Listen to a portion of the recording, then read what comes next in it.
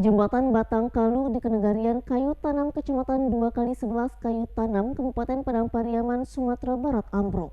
Akibatnya aktivitas ratusan warga terganggu karena untuk saat hanya bisa dilalui kendaraan roda 2. Arus sungai yang cukup deras menyebabkan jembatan Batang Kalu di Kenegarian Kayu Tanam, Kecamatan 2x11 Kayu Tanam, Kabupaten Padang Pariaman, Sumatera Barat ambruk. Akibatnya aktivitas ratusan warga di daerah tersebut terganggu.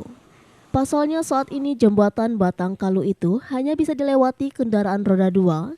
Menurut Wali Nagari Kayu Tanam Harmen Sandri, jembatan Batang Kalu akses utama bagi warga setempat karena saat ini jembatan itu akses satu-satunya untuk keluar dari keterisolasian di daerah tersebut yang banyak anak sekolah dan warga yang melewati jembatan itu setiap harinya.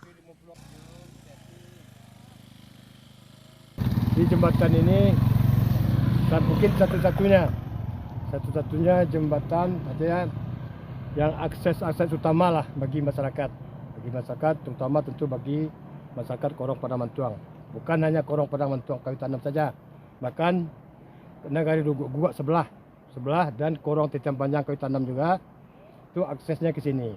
Kenapa saya bilang ke sini? Karena di sini daerah pendidikan dari PAUD, TK, SD, SMP, SMA di sini letaknya. Jadi mayoritas anak sekolah lewat di sini.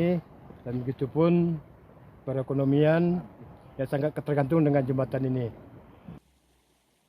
Sementara Camat 2x11 Kayu Tanam Junaidi Syah mengatakan pasca ambruknya jembatan Batang Kalu, mereka berupa membuka akses jalan dengan membangun jembatan darurat. Jembatan yang terbuat dari bambu dan papan itu semenjak minggu lalu sudah bisa dimanfaatkan warga. Kemudian mereka juga sudah melaporkan kejadian tersebut ke BPBD dan pemerintah Kabupaten Padang Pariaman.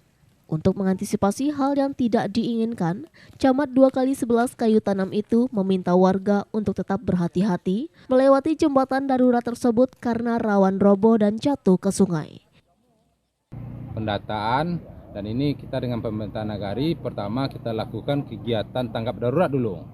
Agar karena ini akses seperti yang kami sampaikan tadi menghubungkan dua nagari, dan ini akses yang sangat penting khususnya ini digunakan untuk sektor pertanian dan untuk anak-anak sekolah baik SMP, SMA maupun. Dari Padang Pariaman, Sumatera Barat, Eka Gus Priyadi, iNews melaporkan.